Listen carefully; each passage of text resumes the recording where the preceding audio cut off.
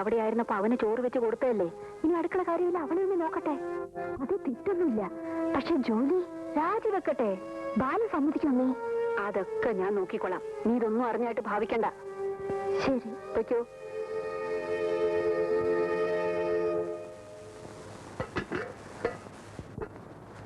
കോമതി, ദാ നിന്റെ ശമ്പളം 100 രൂപ കൂടുതലുണ്ട്. ഇന്ന് എന്നെ പിരിഞ്ഞു പോയിക്കോളൂ. ഞാൻ എന്ത് തെറ്റ് ചെയ്തിട്ടാ കൊച്ചെന്ന് എന്നെ പറഞ്ഞു വിടുന്നത്? നീ എന്തെങ്കിലും തെറ്റ് ചെയ്തു ഞാൻ പറഞ്ഞോ? ഇവിടെ ഇനി ഒരു ജോലിക്കാരുടെ ആവശ്യമില്ല. ഇവിടുത്തെ കാര്യങ്ങൾ നോക്കാൻ മാത്രമുള്ള ആളുകൾ ഇപ്പൊ ഇവിടെ ഉണ്ട്. ദാ ഇന്ന് തന്നെ പൊയ്ക്കോ. നിന്റെ ഓഫീസിൽ നിന്റെ ഭാര്യ സ്റ്റെനോവായിട്ട് ജോലി ചെയ്യുന്നത് എനിക്ക് ആക്ഷേപമാണ്. അമ്മയ്ക്കത് വിഷമമാണെങ്കിൽ ഗീതയോട് രാജിവെക്കാൻ പറതാല. ഒരു ജോലിയുള്ളത് എന്തിനാ കളയുന്നത്? നിങ്ങൾ രണ്ടുപേരും ജോലിക്ക് പോയില്ലെങ്കിലും കഴിയാനുള്ള സ്വത്ത് ഇവിടെയുണ്ട്. അത് തന്നെയല്ല, ഒരു ജോലിക്കാരി ഉണ്ടായിരുന്നവൾ പിരിഞ്ഞുപോയി. ഇന്നത്തെ കാലത്ത് ഇനി വീട്ടുജോലിക്ക് ഒരാളെ കിട്ടുക എന്ന് പറഞ്ഞാൽ വലിയ ബുദ്ധിമുട്ടാ. അപ്പൊ ഗീത ഉദ്യോഗം രാജിവെക്കണം പറയുന്നത് വീട്ടുജോലി ചെയ്യാൻ വേണ്ടിയാണോ?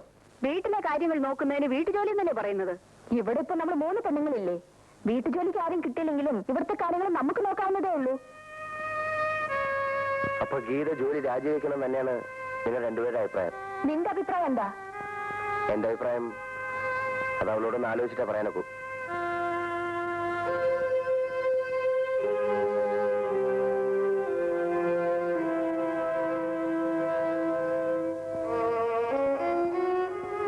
എല്ലാം കേൾക്കുന്നുണ്ടായിരുന്നല്ലേ?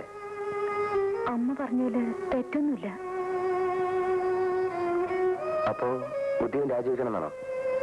അത് തീരുമാനിക്കേണ്ടത് ബാലേട്ടനല്ലേ? എന്റെ ഭാര്യ സ്റ്റെനോയായിട്ട് എന്റെ ഓഫീസിൽ വർക്ക് ചെയ്യുന്നത് അമ്മയ്ക്ക് ആക്ഷേപമാണെന്ന് പറഞ്ഞു. മറ്റൊരു ഓഫീസിൽ സ്റ്റെനോയായിട്ട് പോകുന്നത് എനിക്കിഷ്ടമല്ല. ഞാൻ ഉദ്യോഗം റിസൈൻ ചെയ്യാം.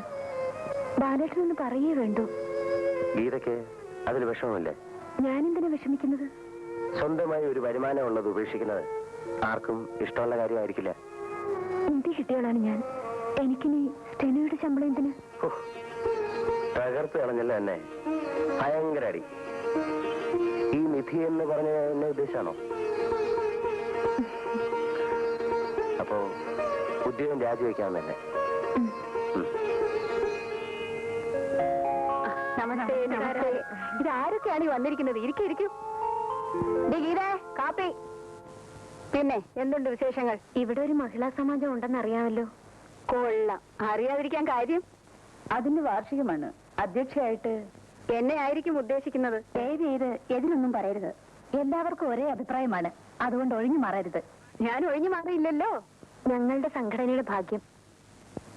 ഒരു ഗാനമേളയുണ്ട്. പാടേണ്ടത് ഞാനാണോ? ആ മോളെ, ഇവിടെ വരൂ. ഇരിക്കെ. ഇത് എന്റെ മകളാ, പ്രൊഫസർ സുലോചന. ഞങ്ങൾക്കറിയാം. മോളിവരൊക്കെ അറിയുമോ? പിന്നെ ഞങ്ങൾ പഴയ പരിചയക്കാരല്ലേ. സമ്മേളനത്തിന് പ്രൊഫസറെ ഞങ്ങൾ പ്രത്യേകം ക്ഷണിക്കണോ? വേണ്ട, ഞങ്ങൾ ഒരുമിച്ച് വന്നോളാം. മോളില്ലാതെ അമ്മ ഒറ്റയ്ക്കൊന്നും പോവില്ലല്ലോ. ആ, ഇതെന്റെ മകൻ എഞ്ചിനീയർ ബാലകൃഷ്ണൻ. ഇവരെയൊക്കെ എന്തിനാ പരിചയപ്പെടുത്തുന്നത്? ഞങ്ങൾ ഈ നാട്ടുകാരല്ലേ. അമ്മ റിട്ടയർ ചെയ്തിരിക്കല്ലേ? അല്പസ്വല്പം മറവിയൊക്കെ കാണും. മീറ്റിംഗിന് അധ്യക്ഷയായിട്ട് അമ്മയെ ചാക്കരാൻ ഇറങ്ങിയതായിരിക്കും. അതെ, ഒരു ഗാനമേളയുണ്ട്. വേണ്ട, ഞാൻ കൊടുത്തു തരാനാ പറഞ്ഞ.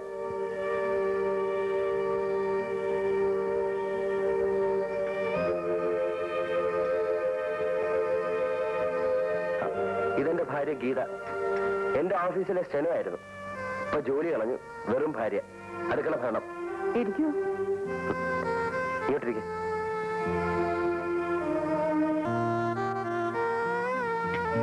ഇരിക്കാനാ പറഞ്ഞത്. എന്നാ പരിപാടി? അടുത്ത 18-ാം തീയതി. ഓ, 18-ാം തീയതിയോ? ഞങ്ങൾ നേരത്തെ തന്നെ വരാം. അത് ഞങ്ങൾ ക്ഷണിച്ചില്ലല്ലോ. ഓ, അത് ശരിയാണല്ലോ. എങ്കിൽ വേഗം ഒന്ന് ക്ഷണിച്ചേക്ക്.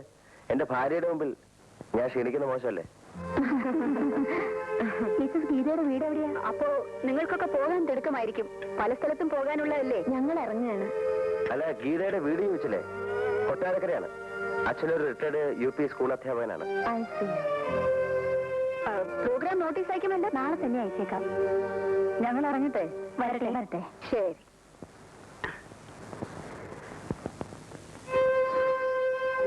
അവനോ നാണമില്ല. നമ്മളീ നാണം കെടുത്താതെ സമ്മതിക്കില്ലെന്ന് വെച്ചാൽ എന്ത് ചെയ്യും? ഇതെല്ലാം പ്രതികാരമാണെന്നേ. അവൻ കരുതിക്കൂട്ടി ചെയ്യുന്നതാണ്. ഇങ്ങനെ അങ്ങോട്ട് പോയി അവസാനം അവൾ അവളുടെ വീട്ടിലേക്ക് പോവുകയും ചെയ്യും.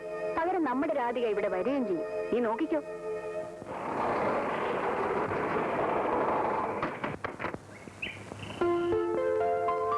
നമസ്കാരം. ഓ, താങ്ക് യു. ഒരു കാപ്പി കുടിച്ചിട്ട് നമുക്ക് മീറ്റിങ്ങിന് പോകാം. വരൂ. ശരി, വാ മോനെ.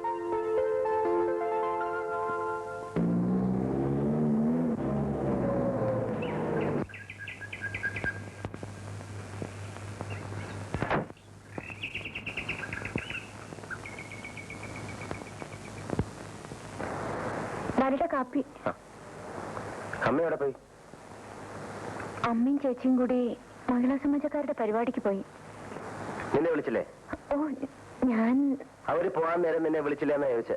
എന്നെ എന്തിനാ വിളിക്കുന്നേ? എന്തിനാണോ? വേഗം ഡ്രസ് മാറിട്ടോ. അയ്യോ, ഞാൻ പോകുന്നില്ല. പോകുന്നുണ്ട്. മര്യാദയ്ക്ക് പോയി മാറിട്ടോ.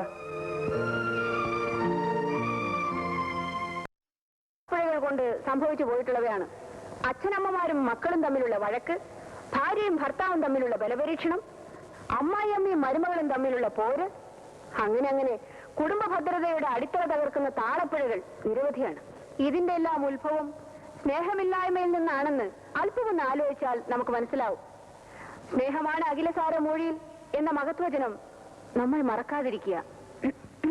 ശത്രുവിനെ പോലും സ്നേഹിക്കുക എന്ന ആപ്തവാക്യം നമ്മുടെ ജീവിതത്തിലും പ്രാവർത്തികമാക്കുക.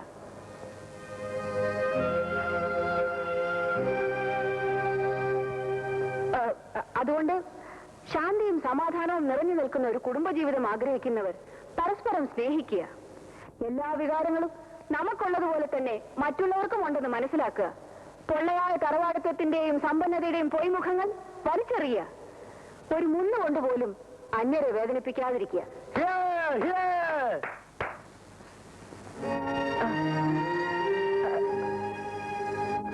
എന്റെ ഈ ഉപസംഹാര പ്രസംഗം ഇനിയും നീട്ടുന്നില്ല. അടുത്തതായി ഗാനമേളയാണ്. അതിനുവേണ്ടി ഈ വേദി ഒഴിഞ്ഞു കൊടുത്തുകൊണ്ട് സമ്മേളനം കഴിഞ്ഞതായി പ്രഖ്യാപിച്ചുകൊള്ളുന്നു. നമസ്കാരം.